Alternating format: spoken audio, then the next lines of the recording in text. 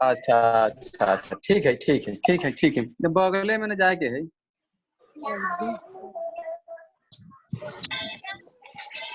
ठीक है ना, ये घर के बगले में है, ले जाएगा, ठीक है। जूम मीटिंग के माध्यम से इतने बड़े स्टेज पे बोलने का मौका मिला है, ये मेरे महागुरुओं का आशीर्वाद है।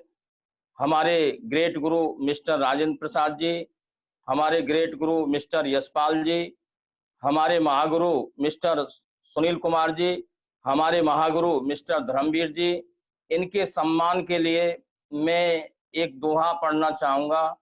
गुरु गोविंद दोऊ खड़े, काके लागू पाए, बलिहारी गुरु आपकी, गोविंद दिए बताए।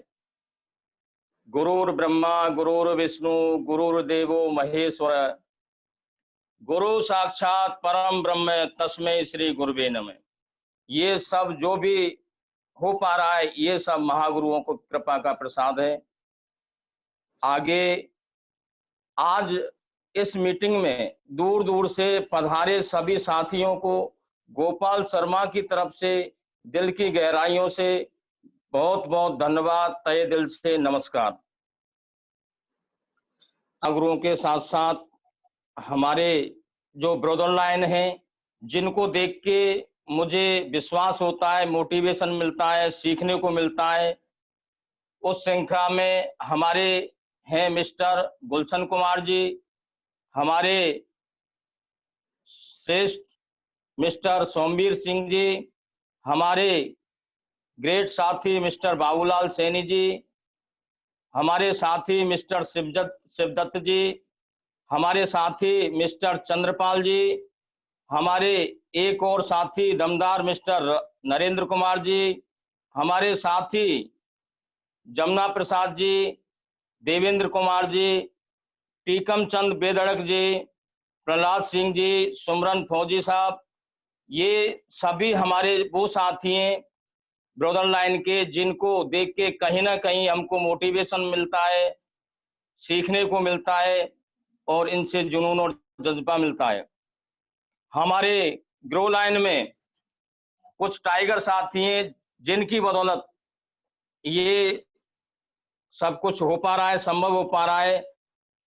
वो हैं मिस्टर चंद्रवान जी, नरेश कुमार सिंगल जी, चतर Singh ji, Gangaram ji RPF, Raman Singh ji RPF, Sunil Kumar ji RPF, Balwant जी, गिरधारी लाल जी, अशोक कुमार जी, मिस्टर फतेह सिंह जी, धर्मराज सैनी जी, कृष्ण मुरारी शर्मा जी, राजेंद्र प्रसाद गुप्ता जी, कप्तान सिंह जी, लोकेश शर्मा जी, महेश चंद जी, धर्म सिंह मीणा जी, महेंद्र सिंह धाकड़ जी, मनोज कुमार शर्मा जी, डॉक्टर मोहन स्वरूप शर्मा जी, विकास शर्मा जी, ये सभी हमारे वो साथी हैं जो कंधे से कंधा मिलाकर दमदारी के साथ आगे बढ़ते जा रहे हैं और अपनी सफलता को प्राप्त करते जा रहे हैं एक लक्ष्य बना के।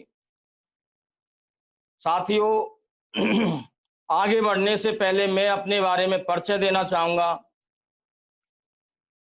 मैं गोपाल शर्मा बयाना से हूं, डिस्ट्रिक्ट भरतपुर, राजस्थान। आगे बढ़ने से पहले मैं अपने बैक के बारे में बताना चाहूंगा कि मैं शेप शॉप में आने से पहले क्या करता था और शेप शॉप के अंदर कैसे आया। साथियों, शेप शॉप से पहले मैं अपना निजी विद्यालय चलाया करता था, मिडिल स्कूल, जिसमें छात्र संख्या ठीक ठाक थी, 350 350 के करीब छात्र संख्या थी। विद्यालय ठीक ठाक स्थिति में चल रहा था। उसी बीच मेरे पास शेप शॉप का भी प्लान आया था, लेकिन शेप शॉप का प्लान मेरे समझ में नहीं आया और मेरे विद्यालय से एक टीचर काम करके गया था। वो 1 साल बाद मेरे पास आया था और उसने मिलने के लिए बोला था। मिलने के लिए वो मेरे पास पहुंचे, विद्यालय में आए तो उन्होंने बताया कि इस प्रकार से एक कंपनी है PACL जिसका नाम है, उसमें आप अकाउंट खोल दो। तो अकाउंट खुलवा दिया। उसके बाद में उन्होंने बोला कि आप एजेंसी लगा दें आपकी। तो एजेंसी के लिए भी बिना सोचे बिना समझे यस कर दिया, जबकि इन चीज़ों से पहले भी लोग आए थे लेकिन भरोसा नहीं किया। लेकिन वो व्यक्ति मेरा करीबी था, मेरे साथ वो रह के गया था, इसलिए उस पे भरोसा था और कुछ भी जाने बिना PACL में जॉइनिंग ले ली और आगे काम बढ़ता गया। काम इतना बढ़ता गया कि हमारे पास बहुत सारी फील्ड थी विद्यालय की, तो जितना भी ऑफर आता, जो भी टारगेट होता, हम उसको अचीव करते गए और वहाँ से इनकम भी प्राप्त होती गई। साथ के साथ साथियों हुआ ये कि विद्यालय की तरफ हमारा ध्यान कम होता गया और विद्यालय में जो जिस प्रकार से काम हो रहा था उसमें ढील-ढाल होने लगी। धीरे-धीरे हमारा ध्यान PACL की तरफ बढ़ता गया, क्योंकि विद्यालय में हमने जब शुरुआत की थी तो करीब 7 लाख रुपए की लागत लगाई थी। विद्यालय में बिल्डिंग से लेके, वाहन से लेके, मान्यता से लेके सारा कुछ हमने तैयार किया था। उसमें पूरी लागत लगी थी। उसके बाद हम उसमें सुबह 6 बजे से लेके रात को 10 बजे तक मेहनत करते थे। तो लग रहा था कि यहाँ इतनी लागत लगाने के बाद भी, इतनी मेहनत के बावजूद भी कुछ नहीं मिल पा रहा है, तो PACL तो अच्छी इनकम दे रही है और हम PACL की तरफ बढ़ते चलेंगे। एक समय ऐसा आया कि चलते-चलते PACL बंद हो गई। फिर एक PACL का सीनियर साथी हमको एक दूसरी कंपनी लेके आया और उन्होंने भरोसा दिलाया है कि ये यहीं प्रॉपर्टी खरीदेगी, इसमें कोई रिस्क वाली बात नहीं होगी और गोपाल जी आप इसको ज्वाइन करो। तो दोबारा से फिर भरोसा कर लिया और उसमें भी फँस गए। तो PACL में लगभग जो नुकसान हुआ था वो खुद का लेके टीम सहित लगभग 50 लाख का था और दूसरी कंपनी जो आई फ्यूचर गोल्ड, उसमें लगभग 2.5 लाख रुपए का नुकसान हुआ और वो कुछ समय बाद बंद हो गई। जब उसमें कुछ लोग हम साथ-साथ काम कर रहे थे तो एक साथी ने एक कंपनी और जॉइन कर ली जिसका नाम BSDV था। तो उन्होंने बताया कि भई यहाँ से सबकी भरपाई हो जाएगी और ये बहुत अच्छी कंपनी है, आप इधर आ जाओ। तो फिर भरोसा कर लिया और उस कंपनी को जॉइन कर लिया और उसमें भी करीब 7.5 लाख रुपए का नुकसान चला गया। कुल मिला के लगभग 60 लाख रुपए का नुकसान हो गया। खुद का तो गया जो गया, लेकिन मार्केट का भी पैसा गया और ऊपर से तगादा सिर पे आ गया। अभी कोई चारा नहीं था, तो सबके बाद में एक बार मैं LIC ऑफिस गया हुआ था किसी काम से, तो वहाँ ब्रांच मैनेजर साहब बोले, गोपाल जी आप LIC की एजेंसी ले लो। तो उस समय भी कुछ ज़्यादा विचार नहीं किया, मैंने कि चलो सर कह रहे हैं इतने प्रेम से तो ले लेते हैं। तो उनको डॉक्यूमेंट्स दे दिए और इंटरव्यू वगैरह उसमें जो पेपर वगैरह हुआ था वो उसमें गए तो उसमें पास भी हो गए। LIC की एजेंसी आ गई, उसमें काम करने लगे। काम करते हुए हमारे पास सेप सोप का प्लान आता है। तो सेप सोप का प्लान आया तो वही कंपनी शब्द आया और कंपनी शब्द से एक ऐसी घृणा हो चुकी थी, नफ़रत हो चुकी थी कि आप कंपनी में तो काम करेंगे नहीं। LIC में तो हम इसलिए काम कर रहे थे कि वो हमें लग रही थी कि ये सरकारी गाइडलाइन में, सरकार की गाइडलाइन में काम कर रही है और ये भागने वाली नहीं होती है। इसलिए हम उसमें काम कर रहे थे कि इसी में अपना टाइम पास करेंगे और कोई चारा नहीं है। बाकी नुकसान बहुत कुछ हो चुका था। इतने में बहुत कुछ टूटना हो जाता है और हमारे बहुत सारे साथी बहुत कुछ ऐसा कर गए जो नहीं करना चाहिए। बहुत सारे लोग आत्महत्या कर चुके थे, लेकिन हमने ऐसा नहीं किया कि जो भी होगा परमात्मा की कृपा से होगा, लेकिन हिम्मत रखनी है, आगे बढ़ना है। तो चलते गए साथियों, तो उसी बीच में हमारे पास हमारे महागुरु मिस्टर सुनील कुमार जी आते हैं एक साथी के साथ। तो उस समय पे ये दोनों हमारे लिए अनजान होते हैं और हमारे पास हमारे घर पे भगवान पधारे ये हम पहचान नहीं पाए। और इन्होंने प्लान बताया था लेकिन लेकिन समझ में नहीं आया था, और अक्सर लोग टालम टोल करते हैं, इसी प्रकार से हमने भी कर दिया। सर चले गए। उसके कुछ समय के बाद एक दूसरे हमारे साथी थे, वो आए। उन्होंने वो प्लान नहीं जानते थे, उन्होंने ज्वाइन ही किया था। वो अपने सीनियर साथी को लेके आए, उन्होंने प्लान बताया और खास डिसाइड नहीं कर पाए, वो चले गए। फिर दोबारा आए, दोबारा भी हमने टालम टोल कर दिया। तिबारा में आए फॉलोअप के लिए, तो उन्होंने बोला कि फॉर्म तो भर दो। मैं चलो भाई ये 2-3 बार परेशान हुए हैं तो फॉर्म भर देते हैं। और फॉर्म तो इसलिए भरा था, फॉर्म तो क्या भरा था, वो 350 रुपये उन्होंने लिए थे। तो मैं चलो भाई 350 रुपये दे के और अपना पीछा छुड़ा लेते हैं। अब आगे लग रहा था कि चलो अब पीछा छोड़ देंगे, लेकिन ऐसा हुआ नहीं। और 350 रुपये देने के बाद भी उन्होंने लगातार लगातार फोन करना चालू कर दिया। 2 बार 4 बार हम उठाते रहे फोन, लेकिन आखिर चल के हमने फोन उठाना बंद कर दिया। तो वो दुकानदार थे मिस्त्री लाइन के, तो उनके आसपास जो भी दुकानदार थे उनका फोन लेके वो फोन किया करते थे, और नया नंबर आता था तो फोन उठाते थे। वो बोलते थे गोपाल जी ऐसी क्या बात हो गई, आप फोन तो उठा लिया करो। तो कुछ लगा, ऐसा लगा कि ये पीछा छोड़ने वाले हैं नहीं, और हमसे मना हो नहीं पा रही थी। तो सोचा कि इतना सब कुछ हुआ, इतना बड़ा नुकसान हुआ, तो एक साथी अगर बोल रहे हैं तो एक प्रोडक्ट वाली बात है, तो पैसा जा रहा है तो उसके बदले सामान भी मिलेगा। तो यहाँ तक संतुष्टि थी कि कम से कम पैसा जा रहा है तो इसके बदले सामान मिल रहा है, और एक हमारे जो साथी हैं, मिलने वाले मित्र हैं, उनका मान रह जाएगा। इतना विचार करके हमने एक प्रोडक्ट ले लिया था। प्रोडक्ट लेने के बाद भी ऐसा कोई विचार नहीं था कि हम काम करेंगे। काम करने के लिए तो हमने प्रोडक्ट लिया नहीं था, बाकी मान रखने के लिए प्रोडक्ट ले लिया था। उसके कुछ समय के बाद आगरा के अंदर जेपी पैलेस 5 स्टार होटल में एक प्रोग्राम था, डायमंड सेलिब्रेशन।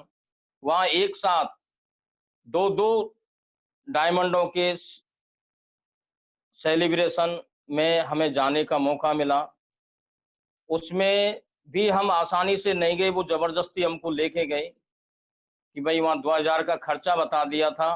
तो उस खर्चा की बदौलत हम जाना नहीं चाह रहे थे कि भाई अभी तो तुम्हें 9000 रुपये दिए हैं, और फिर अभी हमने तो इसमें कुछ देखा भी नहीं है, और बोल रहे हो कि 2000 रुपये और खर्च करना है, हम नहीं जाएंगे। लेकिन जिस बदौलत 9000 रुपये हमने दिया उनको, उसी बदौलत हमें उस प्रोग्राम में जाना पड़ा। और प्रोग्राम को देखने के बाद में लगा कि ये बहुत बहुत ही परमात्मा की कृपा रही है कि हम तो इसको अनजाने में ऐसे ही समझ रहे थे जैसे एक अज्ञान व्यक्ति हीरे को कांच का टुकड़ा समझ लेता है। इसी प्रकार से हम इसको ऐसे ही समझ रहे थे कि ये कैसा बिजनेस है, क्या बिजनेस है, लेकिन ये तो बहुत बड़ी चीज है। यहाँ तो वाकई असलियत में डायमंड बनते हैं और जीवन को बदल रहे हैं लोग। हजारों लोग यहाँ से सफलता पा चुके हैं। तो उन 2 डायमंडों के सम्मान के लिए करीब 12-15 डायमंड्स हमने स्टेज पे देखे। उनको सम्मानित करने के लिए जो आए हुए थे उनको सुना था। जिस हॉल में हम बैठे थे उसमें करीब 2,500 से 3,000 लोग बैठे थे। ये सब कुछ माजरा देख के लगा कि ये तो काम वाकई दमदार है, करना चाहिए, करने लायक है। तो वहाँ से साथियों आके हमने काम करने का डिसीजन लिया, और अपने जो सीनियर साथी थे तब वो हमारे पास आए और हम फील्ड में निकले। फील्ड में निकले तो तब हमने पहली बार उस प्लान की तरफ गौर किया था जिसमें उन्होंने बताया था प्लान देते हुए कि इसमें जीवन के मात्र 4 साल काम करना है। 4 साल में यहाँ से 50 लाख रुपए तो कमाया जा सकता ही है, साथ में इसी पीरियड में इतना काम हो जाता है कि यहाँ से परिवार की सुरक्षा भी हो जाती है। और एक समय ऐसा आता है कि काम करें या ना करें तो यहाँ से रॉयल्टी इनकम भी प्राप्त होती है।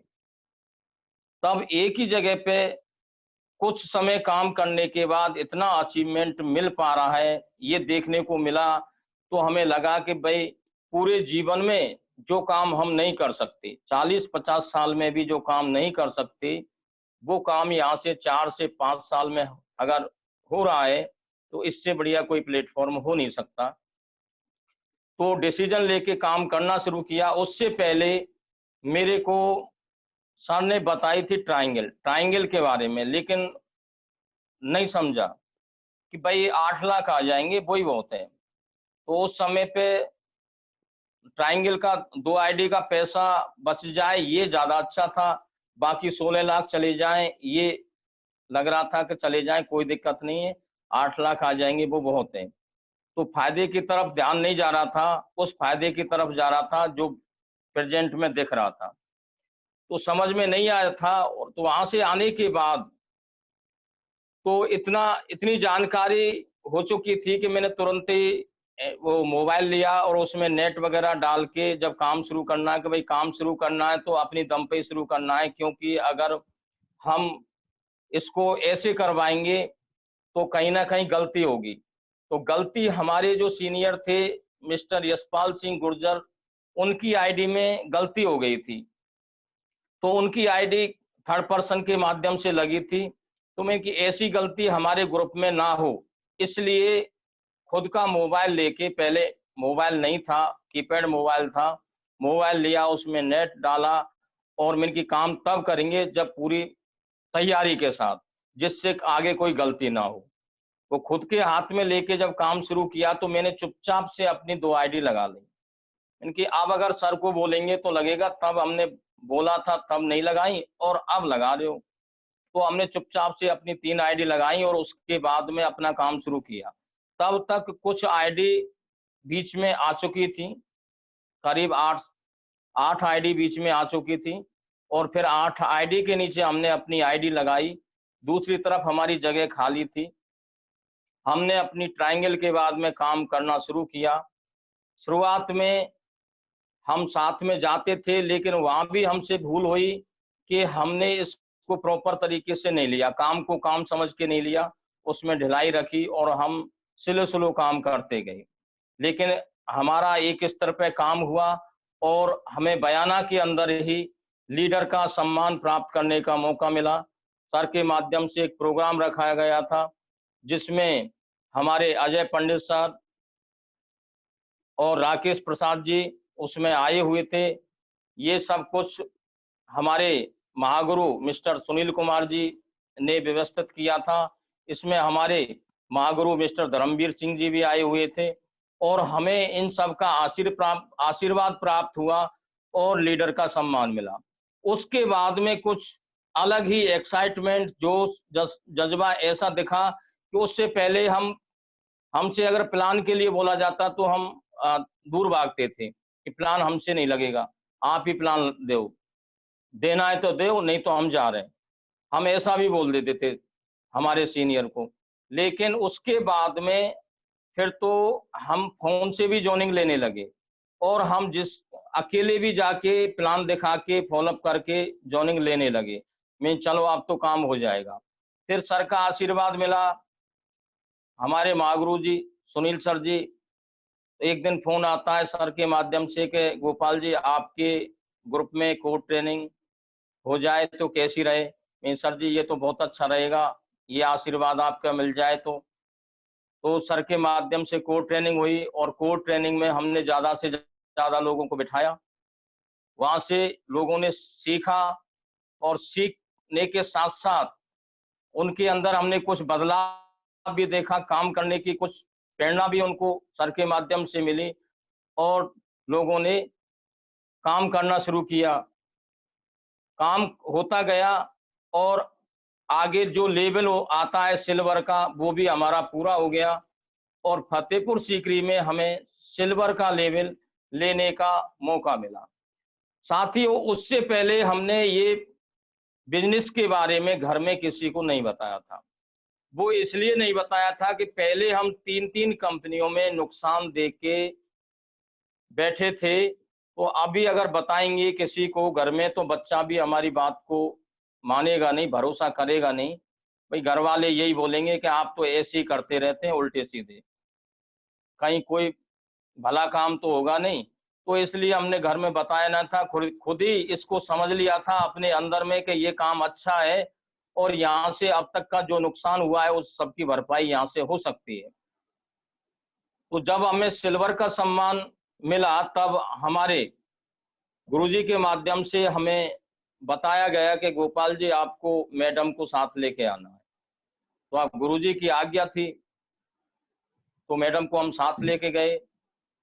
उस हॉल में सिल्वर का सम्मान मिला मैडम को हमारे साथ स्टेज पे, तो पता नहीं मैडम को अंदर कितनी खुशी हुई कि उस दिन से आज तक उन्होंने मेरे को टोका नहीं। उनको भी भरोसा हो गया कि काम अच्छा है, दमदार है, आप करो, मैं आपके साथ हूँ। सिल्वर का सम्मान लेने के बाद साथियों आगे काम होना था सिल्वर स्टार का, लेकिन हमें अमीरपुर जाने वाली ट्रेन में बैठे थे, लेकिन आलसपुर में हम उतर गए। काम हमारा एक क्षेत्र में चल रहा था, एक गांव में चल रहा था, एक बयाना क्षेत्र है, वो गांव जैसा ही है, एक छोटा कस्बा है, तो वहीं चल रहा था, वहीं चल रहा है, वहीं चलता रहेगा।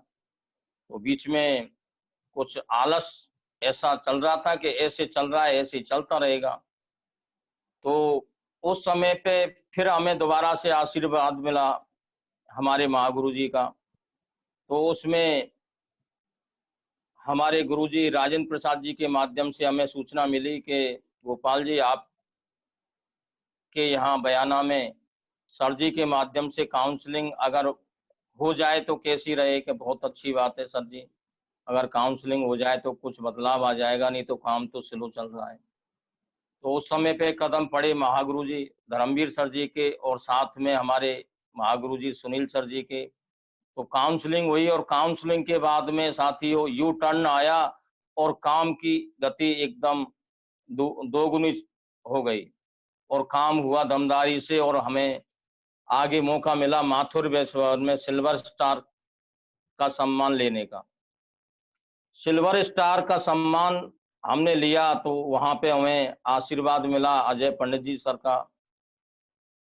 सिल्वर स्टार के बाद में सर ने बोला था कि आपको बाहर शहर डेवलप करना है, बाहर जाना है, लेकिन हम तो कंफर्ट जोन में ही मस्त थे, बाहर जाने के लिए तैयार नहीं हुए थे कि सर जी यहीं काम चल रहा है, ठीक चल रहा है, बाहर जाने की क्या जरूरत है।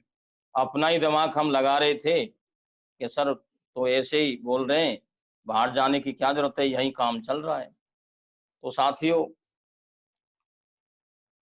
जैसे तैसे सिल्वर स्टार से हमारा गोल्ड भी हो गया, लेकिन बीच में ही एक घटना हुई कि हमारा एक ही क्षेत्र में काम था और हमारे जो सीनियर साथी थे शुरुआत के मिस्टर महेश जी और मिस्टर यशपाल जी, यशपाल लहरी जी नहीं, यशपाल गुर्जर जी,